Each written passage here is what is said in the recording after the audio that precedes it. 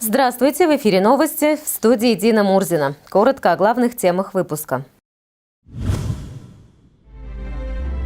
Учатся быть хозяевами своей земли. В Башкирской гимназии-интернате прошел республиканский конкурс учебно-исследовательских работ учащихся «Хозяин земли».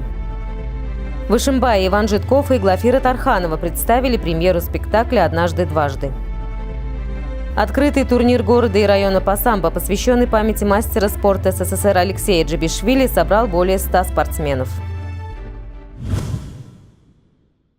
С 23 по 30 апреля проходит Всемирная неделя иммунизации. Это мероприятие проводится ежегодно и направлено на повышение осведомленности населения о важности иммунизации для здоровья и благополучия людей. По словам врачей, прививка – это единственный надежный способ, позволяющий предупредить возникновение эпидемии или вспышек инфекционных заболеваний и полностью их контролировать. Особенно важно понимать это родителям, которые нередко отказываются прививать своих детей. У нас тоже в стране очень много детей не прививается.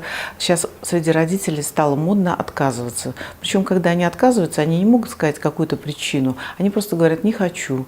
Мне так кажется, что они просто не сильно заботятся о здоровье своих детей.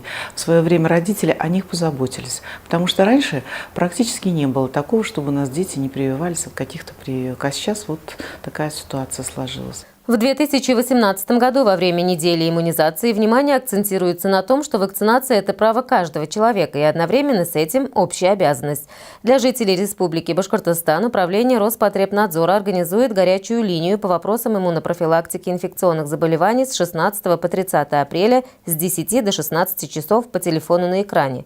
Специалисты ответят на вопросы о преимуществах иммунизации против инфекционных заболеваний, рисках и последствиях заражения инфекциями, мерах личной и общественной профилактики этих болезней, о национальном календаре прививок и другие.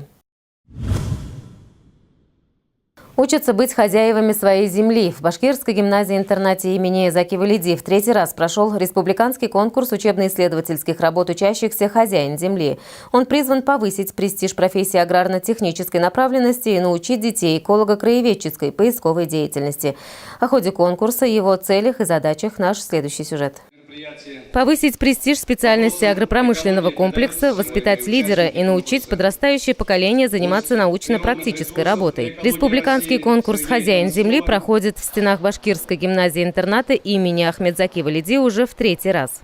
Основная цель конкурса заключается это поднятие престижа сельскохозяйственных профессий, чтобы дети в дальнейшем могли не только написать какие-то научно-исследовательские работы, но также могли участвовать в благоустройстве своего села, повышение инфраструктуры, престижа своего села. И в дальнейшем, чтобы эти дети могли выбрать именно профессии сельскохозяйственного значения.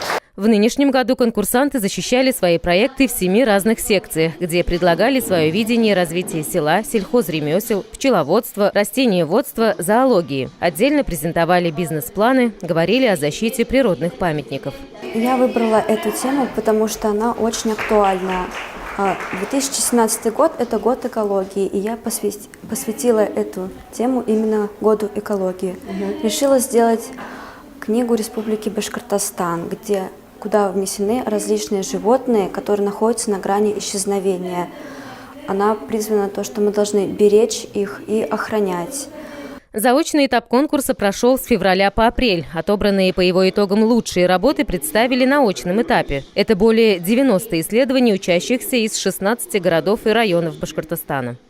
Данный конкурс интересен для министерства по ряду причин. Во-первых, село не стоит на месте, село развивается.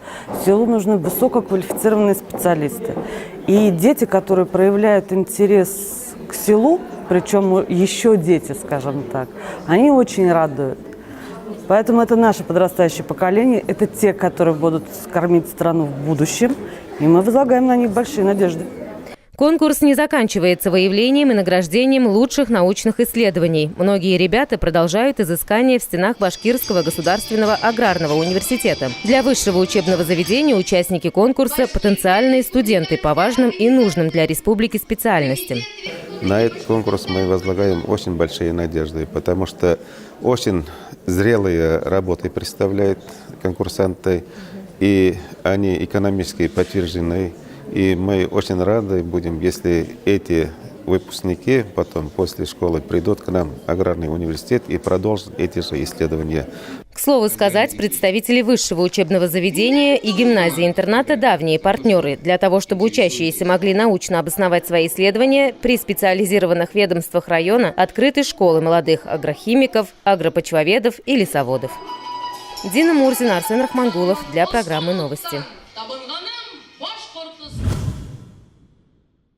Эта история стара как мир, ведь она о любви и отношениях между мужчиной и женщиной. Вечерний парк. Он ищет женщину на ночь, а она в надежде найти свою вторую половинку. В Ишимбае Иван Житков и Глафира Тарханова представили премьеру спектакля «Однажды дважды». Игра талантливых актеров не оставила равнодушным ни одного зрителя. Наша съемочная группа встретилась с актерами и побывала на спектакле. «Однажды дважды» – лирическая комедия, минимум декораций и игра двух замечательных актеров. Постановка превзошла все ожидания. Таковы комментарии зрителей других городов республики, которые уже посетили Иван Житков и Глафира Тарханова со своим спектаклем. Каждый, пришедший в этот вечер в Ишимбайский дворец культуры, с нетерпением ждал начала. За пару часов до показа спектакля актеры встретились с нашей съемочной группой. Это такая история, завернутая в форму комедии, но суть об одиночестве. Ну, не совсем, то есть, да, она комедия, но там есть элемент драмы. Не успели познакомиться, бах, уже в постели. Ну, срамота. А почему так происходит? Я объясню. Потому что люди работают до 6, а гастроном закрывается в 9. И вот крутись как знаешь. А персонажи ваши, какие они? Очень яркие. Целуй меня. А твоя жена, она нормально со мной будет разговаривать? Я не знаю. Иди уже куда-нибудь. Отличная игра и перевоплощение, переживания, смех и слезы, море аплодисментов и цветов. Эмоций после спектакля у ишимбайцев было немало. Спектакль нам очень понравился. Очень интересный сюжет, все замечательно снято. Актеры нас поразили своим умением играть, показать нам настоящую жизнь, которая действительно царит везде. Как же все-таки это много в нашей жизни вот таких вот одиноких людей. И очень хотелось, чтобы они были счастливы. Я не знаю, вместе ли, не вместе ли, но когда-то, чтобы счастье пришло к этой паре. Артисты, как всегда, хороши, великолепны. И я рада, что я попала на этот спектакль. Вот таким оказался теплый апрельский вечер в нашем городе в компании прекрасных столичных актеров и благодарной публики. Мы с большим нетерпением ждем следующий спектакль, где сможем вновь окунуться в великолепие мира театра. Будьте здоровы, улыбайтесь каждый день, от этого повысится настроение и здоровье тоже, кстати, улучшится. Я с Глафирой очень согласен. Реально, что смех и улыбки, они благотворно влияют на физическое здоровье. Так что давайте это посмеемся. Вообще весна, скоро лето, наконец-то, ура. Марс Сагадеев, Арсен Рахмангулов, Ильгам Султанов. Специально для программы «Новости». КВН в Ишимбае существует более 10 лет. Многие команды и члены клуба «Веселых и находчивых» стали известны всей республике. Некоторые продолжили карьеру и в стендап-творчестве. Все они начинали с игр в КВН, организованных Комитетом по делам молодежи. На смену одним подрастают другие. Любители клуба «Веселых и находчивых» продолжают хорошую традицию предшественников, радуют зрителей. Совсем скоро, 27 апреля, в 18 часов во Дворце молодежи состоится игра Объединенной Ишимбайской лиги КВН. Участие в игре примут команды Нефтяного и профессионального колледжей, Арметовского и Скворчихинского сельских советов, сборной школ города и Башкирской гимназии-интерната имени Заки Валиди. В Ишимбайской спортивной школе номер 2 состоялся открытый турнир города и района по самбо, посвященный памяти мастера спорта СССР Алексея Джабишвили. В этом году соревнования, организованные бывшими воспитанниками тренера Джабишвили, который вырастил не одно поколение талантливых спортсменов и достойных людей, прошли в 15-й раз. О ходе соревнований наш следующий сюжет.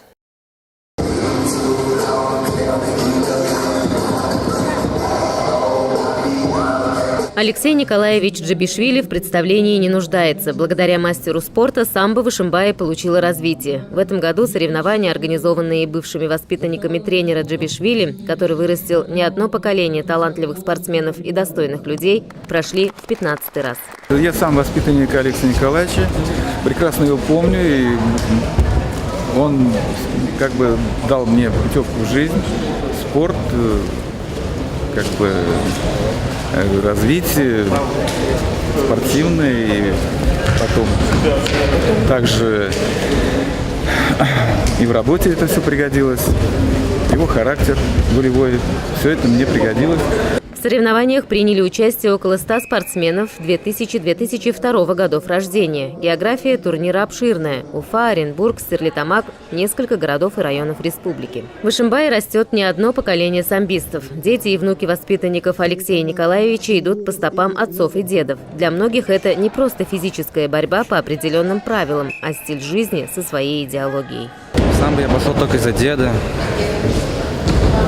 Он тренировался у Алексея Николаевича Джабишвили. Мне это очень помогает и на улице, и везде, проявляет дух. Этот год для каждого самбиста значим. 80 лет назад самбо включили в число видов спорта, культивируемых в СССР. С того времени оно получило широкую популярность. По словам тренеров, наши спортсмены доминируют на коврах соревнований и турниров. За победами стоит огромная тренировочная работа. Турнир памяти Алексея Джабишвили – один из престижных. Турнир у нас традиционный, хороший. Вот в первых, вторых турнирах сейчас вот участвовали спортсмены, которые в будущем уже становились чемпионами Европы, мира, были участниками этих соревнований. Поэтому как стоит в календаре в республиканском нашем такой ответственном турнире. Награды соревнований разыгрывались по нескольким весовым категориям. По итогам состязаний ишимбаец Семен Филатов занял 1-е место, Раян Расулев 2-е место и Кирилл Лыжин удостоен 3-го места. Дина Мурзина, Ильгам Султанов для программы «Новости». И в продолжении выпуска обзор российских новостей. Россияне смогут подавать заявление в ЗАГС за год до предполагаемой даты заключения брака. Соответствующий законопроект подготовило Министерство связи и массовых коммуникаций РФ. Сейчас заявление через сайт госуслуг можно подать за месяц или максимум за полгода до даты торжественного собрания. Согласно пояснительной записке к законопроекту, такая система неудобна ни ЗАГСам, ни самим гражданам. Это приводит к невозможности гибкого регулирования загруженности органов ЗАГС, а также невозможности для граждан удобным для них образом выбрать дату и время госрегистрации брака. Кроме того, из-за большого числа желающих вступить в брак в те или иные знаменательные даты в действующей норме, имеется и коррупциогенная составляющая, утверждают в министерстве. Зарплаты бюджетников в среднем за 2018 год вырастут на 13-15%, что превысит прогнозируемую инфляцию в 3,5 раза. Согласно официальным данным, рост выплат в основном будет достигнут за счет повышения минимального размера оплаты труда до прожиточного минимума и выполнения майских указов президента России. Эксперты Центробанка посчитали, что 1 мая минимальную зарплату поднимут до 11 тысяч рублей. При этом в 2019 году индексация заработных плат снизится до уровня ожидаемой инфляции в 4%. Зарплаты вырастут не только в бюджетном секторе. Коммерческие организации также увеличат материальное вознаграждение своим сотрудникам. По данным экспертов, это будет связано с дефицитом кадров и ростом конкуренции за квалифицированных работников в отдельных отраслях.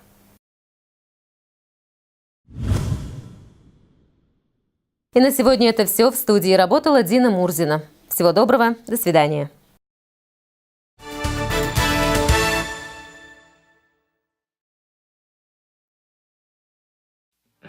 ООО «Газтруб» – это газоводоснабжение, полиэтилен, металлоконструкция любой сложности, художественная ковка, токарные работы. ООО «Газтруб» – это аренда спецтехники, трал, экскаватор, бульдозер, перевозка грузов. ООО «Газтруб» – это монтаж насосных станций, отопление, водоснабжение. Город Ишимбай, улица Левый берег, промзона. Подробности на www.gazstrub.ru или по телефону +7 987 488 17 91.